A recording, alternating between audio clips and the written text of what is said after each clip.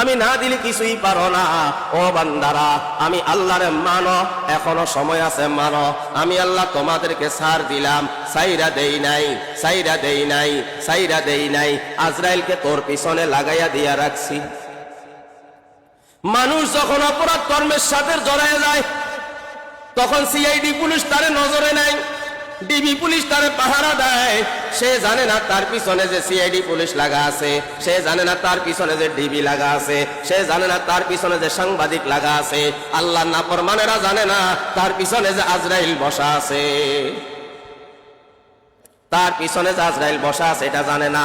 এটা যদি জানতো, কোন মুসলমানের সন্তান বেনামাজি হইতো না, কোন মুসলমানের সন্তান জীবনেও মিথ্যা বলতো না, কোন মুসলমানের সন্তান জীবনেও জানা করতো না, কোন মুসলমানের সন্তান জীবনেও মুখে হারাম খাবার লইতো না। এর মুসলমানের সন্তান, তুমি আমি যখন মায়ের গর্ভে ছিলাম, আল্লাহ পাক রব্বুল আলামিন তোমাকে আমাকে মায়ের গর্ভে লালন পালন করছেন, আমাকে আপনাকে লালন পালন করছেন। 4 মাস যখন হয়ে গেল, এক টুকরা গোশতের মধ্যে আল্লাহ পাক রব্বুল আলামিন মেহনত শুরু করিয়া দিলেন। 6 মাস যখন হয়ে গেল, এর মধ্যে আল্লাহ পাক রব্বুল আলামিন রূহ নামক শব্দটা ফিট করিয়া দিল। রূহ নামক শব্দটা যখন ফিট করিয়া দিল, তখন আমি মায়ের গর্ভে জিন্দা ছিলাম 7 মাস, 8 মাস, 9 মাস, 10 মাস, তার মানে 4 মাস। 4 মাস আল্লাহ আমাকে মায়ের গর্ভে লালন পালন করছেন।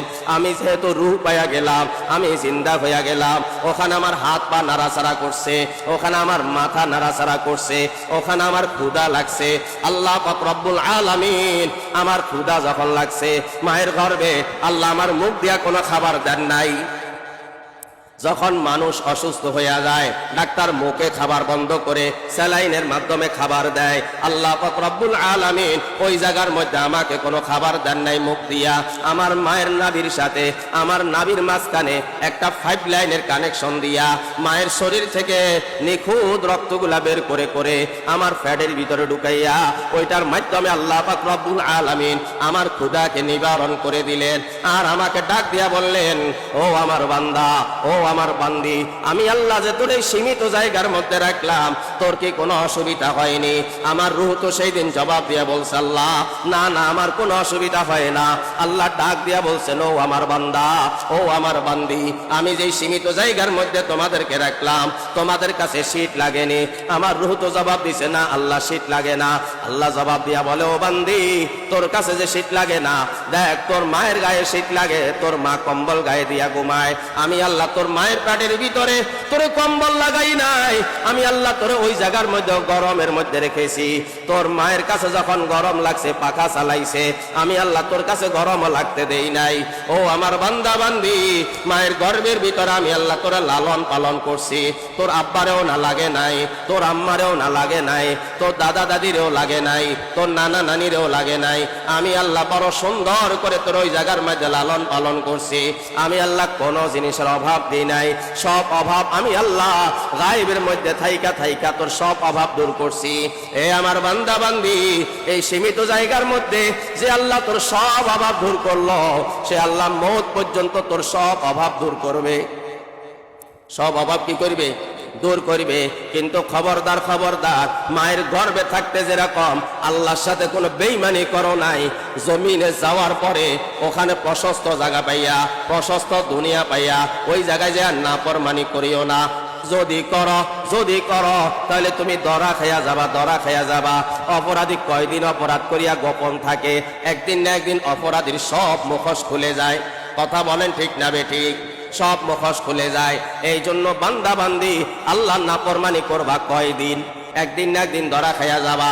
আপনার আমার পিছনে আজরাইলকে লাগাইয়া রাখছে, আজরাইল সময় মতো থাবা মারবে। আমি কি বাথরুমের মধ্যে আছি? আমি কি গোসলখানার মধ্যে আছি? আমি কি পানির নিচে ডুব দিছি? আমি কি গাড়ির চাকার নিচে আছি? আমি কি গাছের উপরে আছি? আমি কি বিদ্যুতের খুঁটির উপরে আছি? আমি কোথায় আছি আজরাইলের দেখার দরকার নাই। ওর সময় হয়ে গেল, ও টপ্পর করে টান মারবে। পল্লী বিদ্যুৎ যে লোডশেডিং এর কাজ করে, হে কি দেখতেছেন? আপনি বাথরুমে একা একা আছেন, লাইট চলে গেলে আপনি ভয় পাবেন, হে কি দেখেনি? আপনি ভাত খাইতেছেন, কারেন্ট চলে গেলে আপনি বাতি পাবেন কই? হ্যাঁ কি দেখেনি? হ্যাঁ দেখার দরকার আসেনি? হ্যাঁ যখন টাইম হয়ে যাইব হ্যাঁ বিদ্যুতের লাইন অফ করে দিব, আপনি কই আছেন এটা দেখার দরকার নাই, আজরাইলেরও দেখার দরকার নাই আপনি কোন জায়গায় আছেন। সময় হয়ে গেছে, থাবা মারবে আর তুলিয়া নিয়ে যাবে। কথা বুঝেন নাই? ইয়া মাশারাল জিন্নি ওয়াল ইনসি ইন ইসতাতা'তুম আন তানফুযু মিন আকতারিস সামাওয়াতি ওয়াল আরদ ফানফুযু লা তানফুযুনা ইল্লা বিসুলতান। আল্লাহ বলছেন জমিন থেকে বের হয়ে যাও, এরপরে বলে যাইবি কই? যাওয়ার তো জায়গা নাই। ইল্লা বিসুলতান, সব কিছু আমার, সব রাজত্ব আমার। এই কথা বলি আল্লাহ কত বড় ধমক লাগাইলেন, এই কথা বলি আল্লাহ কত বড় ধমক লাগাইলেন। নিমক হারামের দল, নাফরমানের দল, বেনামাজির দল, এরা তো এগুলো বুঝে না, এগুলো বুঝে না, এগুলো বুঝার চেষ্টাও করে না। এদের শেষ পরিণাম ফল কি যে হবে আল্লাহ ছাড়া কেউ জানে না। এদের শেষ পরিণাম ফল কি হবে আল্লাহ ছাড়া কেউ জানে না। আল্লাহ তো কোরআনের মধ্যে বার করে বিভিন্ন ভাবে ধমক লাগাইয়া বলছে, এরপরেও যাদের বোধগম্য হয় না, এরপরেও যাদের হুঁশ ফিরে আসে না, এরপরেও যারা দুনিয়ার শয়তানি ছাড়তে পারে না, এরপরেও যারা দুনিয়ার লোভ ছাড়তে পারে না, এরপরেও যারা দুনিয়ার সম্পদের মায়া ছাড়তে পারে না, এরপরেও যারা নারী লোভী, নারীদের পিছনে ঘুরা ছাড়া ছাড়তে পারে না, এদের কপালটা খারাপ।